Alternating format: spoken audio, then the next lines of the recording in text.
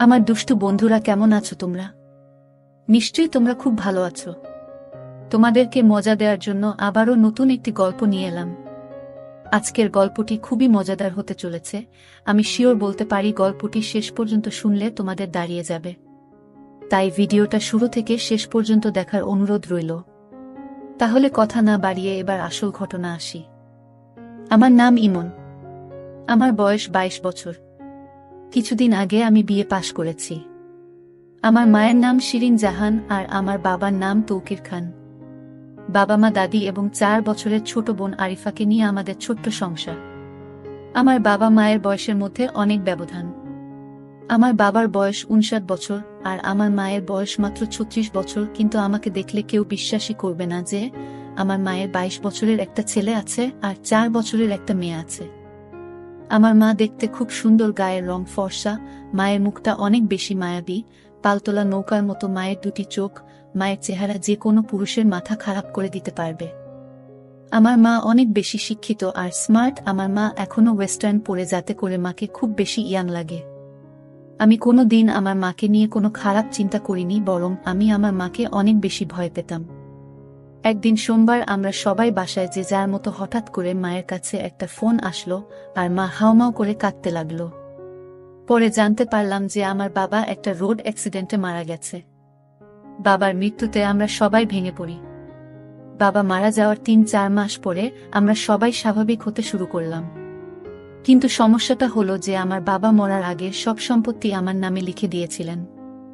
তারপর থেকেই আমার দাদির সমস্যা যে আমি যদি অন্য কাউকে বিয়ে করি তাহলে আমার মা ও আমার বোন অসহায় হয়ে যাবে।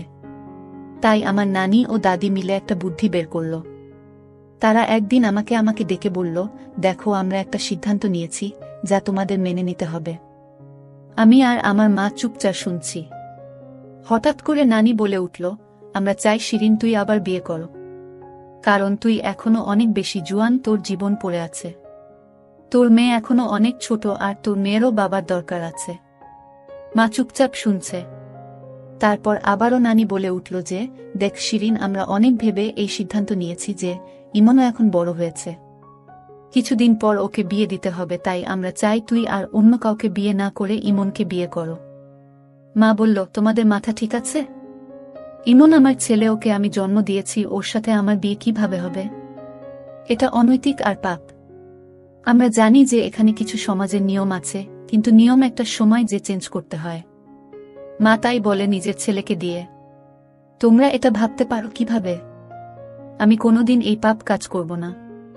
তারপর নানি আর দাদি অনেক জোর করল আর হুমকি দিল যে আমরা যদি এই সিদ্ধান্ত মেনে না নিই তাহলে তারা এই বাড়ি ছেড়ে চলে যাবে। মা হাউমাউ করে কান্না শুরু করল। আমি চুপচাপ বসে আছি। আমার বলার মতো কোনো ভাষা নেই।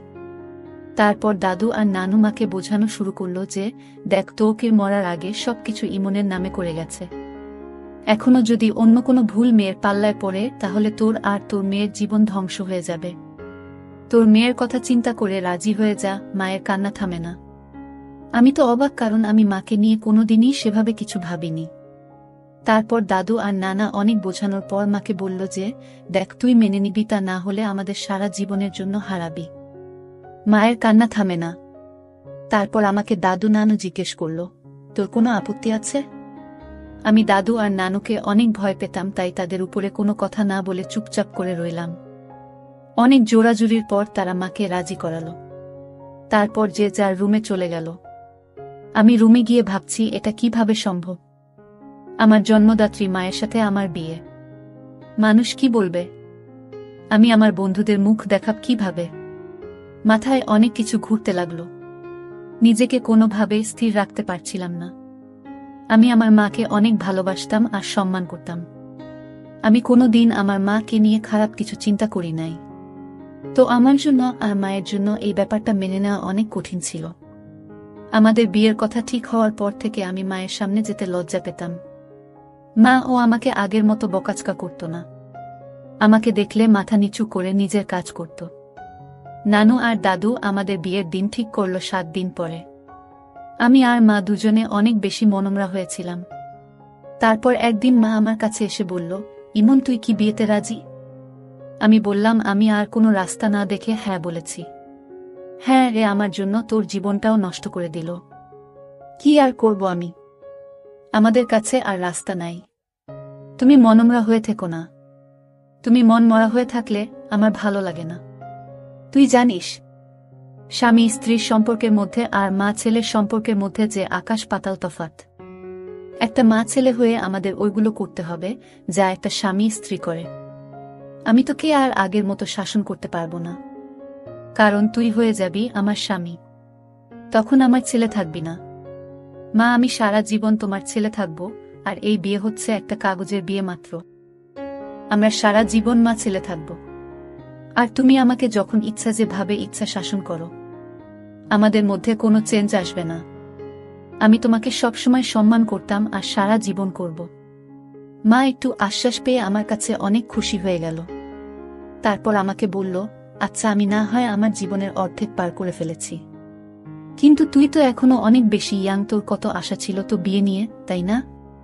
কত কিছু না ভেবে রেখেছিলি যে এমন মেয়ে বিয়ে করবি, এমন জায়গায় ঘুরতে যাবি, দুষ্টুমি করবি, ঘোরাফেরা করবি, সব পানিতে গেল। এই বুড়ির সাথে কিছুই হবে না। আরে মা, তুমি বুড়ি না, তুমি অনেক বেশি ইয়াং আর এখনো অনেক বেশি সুন্দর। আর হ্যাঁ, অনেক আশা ছিল, কিন্তু সমস্যা নাই, তুমি তো আমার মা, পর তো কেউ না। আমরা অনেক ভালো বন্ধুর মতো হয়ে সব আশা পূরণ করব। মা আমার কথা শুনে একটু খুশি হয়ে গেল। তারপর বলল, আচ্ছা ঠিক আছে, আমরা আজকে থেকে অনেক ভালো বন্ধু। আমরা একে অপরের সাথে সব শেয়ার করব। মা আমার মাথায় একটু হাত বুলিয়ে নিজের রুমে চলে গেল। পরের দিন থেকে মাকে আর মন খারাপ মনে হলো না। আমি আর মা সেদিন অনেক বিষয় নিয়ে কথা বললাম। আমি মাকে এটা বললাম, আমার জীবনে কোনো প্রেমিকা ছিল না। মা তো শুনে অবাক হয়ে গেল। তারপর আমাকে তার জীবনে অনেক গল্প আমাকে বলল।